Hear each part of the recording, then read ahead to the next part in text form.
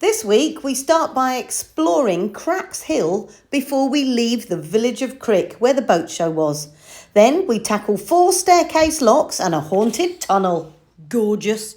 Crack's Hill is a glacial outcrop on the edge of the Northamptonshire Heights, from which Crick takes its name. From the Celtic word cruc, C-R-U-C, meaning hill. Worked flint has been found here on this hill, indicating prehistoric activity. There's also evidence of a Roman station. Right, bye Martin. Lovely view. Bye. Bye. Did you enjoy the show? Really did enjoy the show. I had a fantastic time. See you at Gayton probably. Oh yes, see you there. All right, bye. Hello. Excellent. Thank Bye. you, everybody. Nice to meet you boys. See you later. Bye. This is electric narrowboat cruising through Crick Tunnel. Just listen to what we can hear.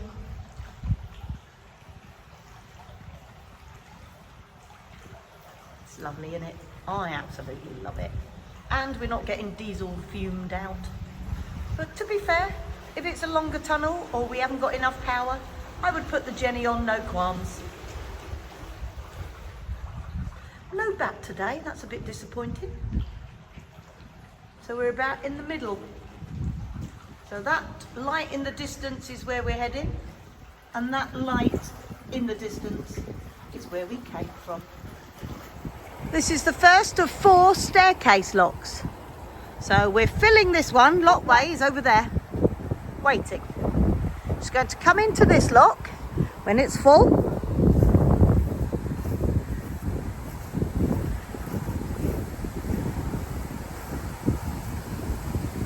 First of all, we need to wait for that boat down there to leave its lock. And then we use the red paddle first, and straight away you use this white paddle. There's Whatway in her lock. These are the gates at the front of Whatway that are the back gates of the next lock. How clever's that? And then there's another 2 locks in this staircase. It's a 4 staircase lock. Red before white and you'll be all right. The water is going from this side down here and filling this lock.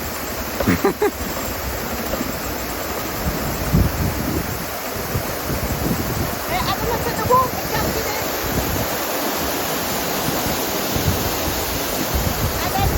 Away.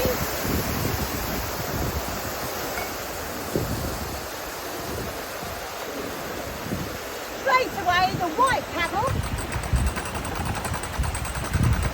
and you will see the water leaving the lock that Whatway's in and going into this side panel. There it goes. There she goes. And then Lockway will start going down. Simple. When your lock is done and your boat is moving, then you've got to remember to close all your paddles.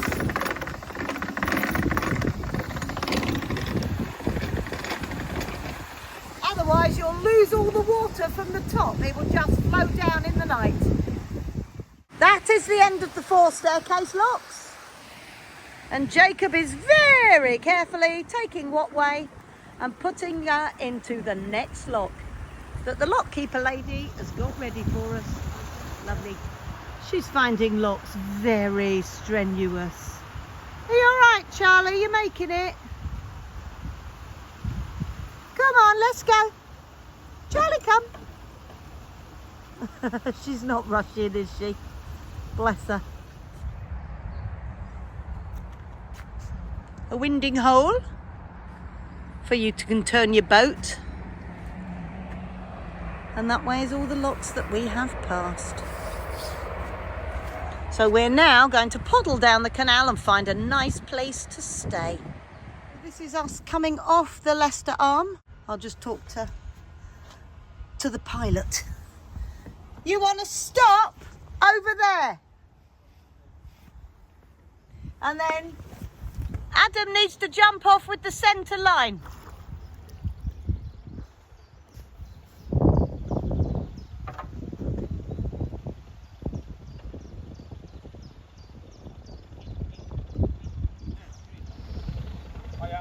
Hiya. The ride stopped, hasn't he? Sorry? The ride stopped last. Yeah, finally. I've had enough I have of the ride. Yeah, me too. Right, so here we are coming off the Grand Union Canal Leicester line and onto the Grand Union Canal main line, and we're heading towards London. I'm not going to go into central London, but I'm going to be hovering around down south somewhere. Going to look at the Aylesbury arm and the Slough arm and anybody else's arm I can come across.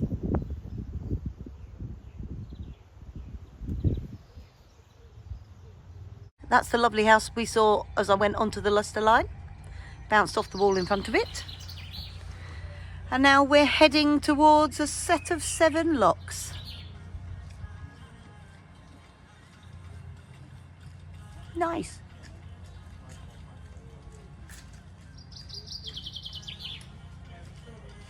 I do like being at the front of my narrowboat. A lot of Canal and River Trust work boats.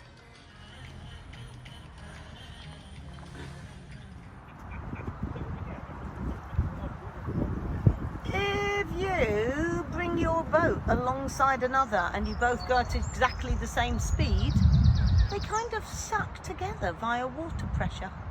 And it's the best way to do double locks.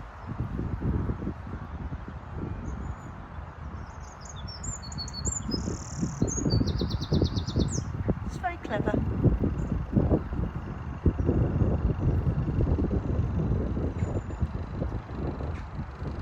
Hi. Good morning, how you doing? Fine, thank you. Happy and cheerful? Have a great day. Always. Got 2 coming up as well. Excellent.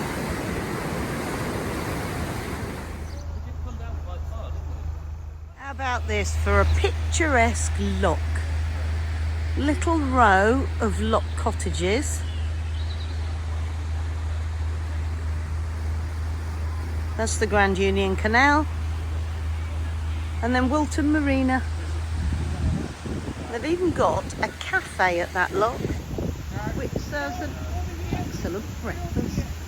There we have June and Adam, and we work down the locks together.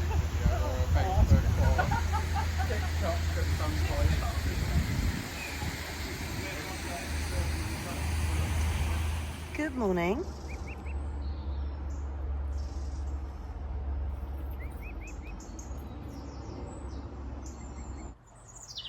I'm now leaving the very small village of Weedon Beck. Didn't get to spend any time there, just basically moored up for the night and then got going. Because I'm now hot-footing down the Grand Union Canal to a place called Ivinghoe. Because my good friends Jacob and Adam are going to be looking after Watway for a few days whilst I pop to Kent for my sister's 60th birthday. So I thought I'd show you here. Because here is really lovely.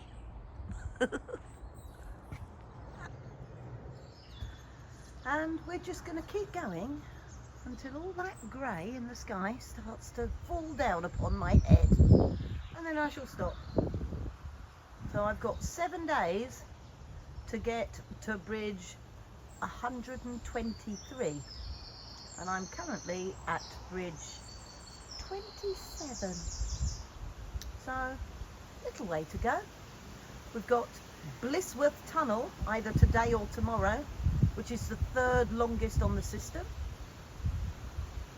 We've got goodness knows how many locks and plenty to see on the way. What an adventure, eh? This looks a little bit like a nursery. We have cygnets.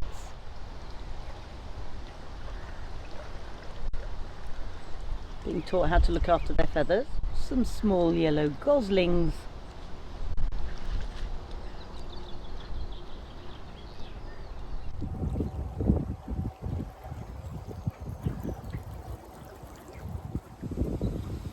Got a little marina here.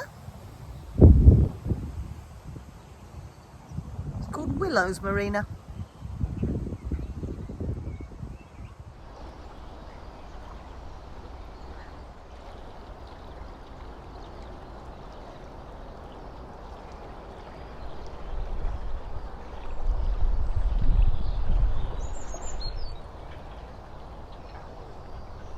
So I've worked out I need to do a minimum of 15 bridges a day. So I don't know the distance between the bridges because it's not equal. But if I do 15 bridges a day, I will actually get to Ivanhoe in the time I need to get there. So I've done 2. Hot footing down the canal.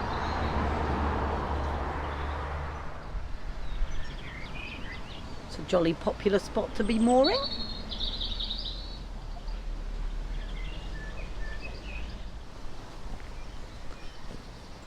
You're going to come and be my pet swan? That'll be nice.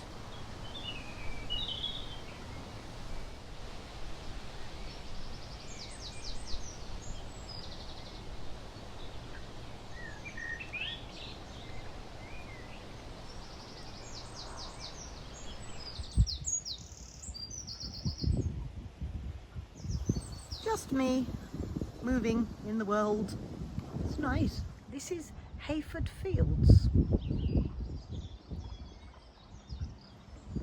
Certainly got some fields. It's rather pretty, isn't it?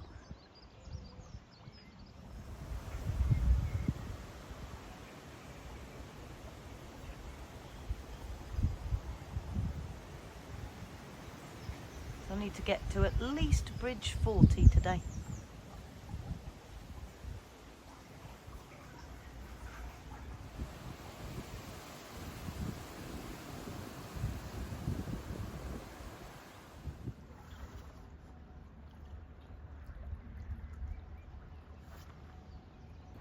I love the contrast between train and boat.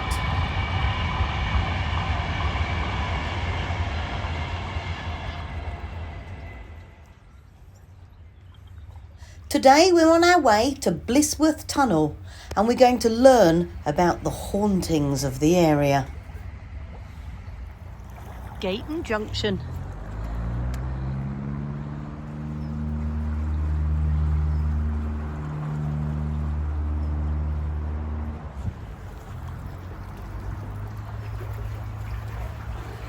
That's onto the Northampton Arm. You can't go on there at the moment because the locks are broken. How you doing, Trouble? Fine, thank you. How are you doing? Better days. I'm wet. Yeah. I keep mooring up when it rains and then I get going and it bloody rains on me again. I know, wherever I am usually it's raining. Yeah. So I'm going to go in the tunnel because it'd be dry in there. And you like to think so, wouldn't you? Have fun. You take care. Nice to see you. Nice to see you.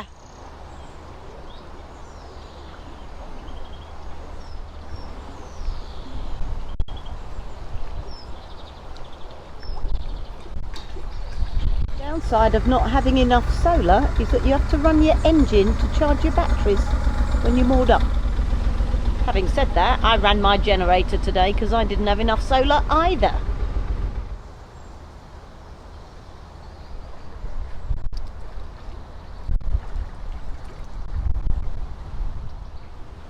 Stunning old mill here that looks like it's been converted into houses.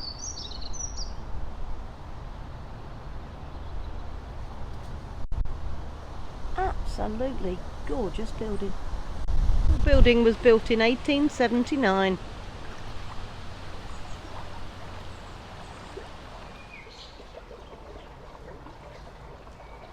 Excuse me, I just wondered what you're up to. I saw you doing that yesterday. We're doing actual water bowl surveys. You're doing a water vole survey? And are there many water voles in this area? Can't possibly comment on that one, I'm afraid, at this point. Okay, Not only just started down here. right.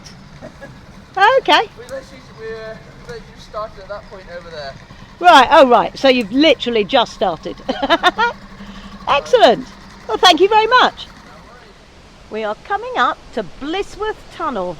It's the third longest on the system. That hut there is the old leggers' hut.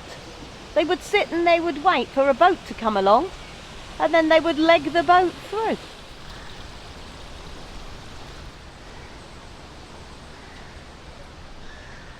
There's a very, very dim light in the distance. That is the other end of the tunnel. Right, I'm going to put my Jenny on because 45 minutes in the dark, going as quickly as I can because I don't like tunnels, will drain my batteries. Wonder if we'll be lucky and not meet anybody this time. Blissworth Tunnel is found in Northamptonshire, which is a county steeped in history. It has good and bad stories to tell, some dating back hundreds of years. The tale of Blissworth Tunnel is certainly one of the more horrific stories. The tunnel was constructed in 1793. It forms part of the Northamptonshire leg of the Grand Union Canal, which once played a vital role in the transportation of goods in the country. It was mainly Irish workers who constructed the Blissworth Tunnel. They were known as navvies, a shortening of navigation engineer, which was the name given to manual labourers working on big engineering projects. Their jobs were incredibly dangerous, and sure enough, after they'd been working on the construction of the tunnel for 3 years, disaster struck.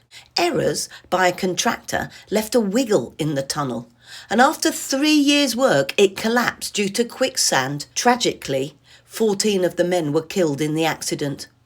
After this tragedy, a straighter tunnel was constructed, and that is the one that we're in today. And that was opened for business in 1805. However, the story doesn't end there. Instead, it takes a spooky turn. In 1992, almost 200 years after the workers lost their lives, a family took their boat through the tunnel. As they were going through, they encountered what looked like a forking of the way. This was described by the account from the Canal and River Trust as a candle-lit tunnel, leading to the main canal. The spookiest part of this tale is that this was just where the old, doomed tunnel where 14 men lost their lives would have been. As the Canal and River Trust say, it seems that the 14 Irish navvies still haven't finished their work. There was a major rebuilding of the tunnel in the 1980s, with sections lined with precast concrete rings. It was also used to test out the materials that were later used on the Channel Tunnel. You can see an unused ring on display near the south portal. Just showing you what it's like to electric cruise through a tunnel, just in the last 100 metres.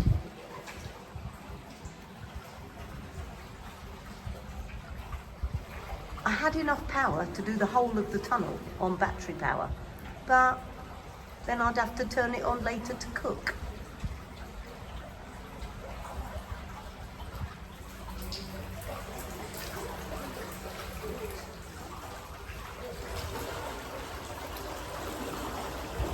Hello! Hiya!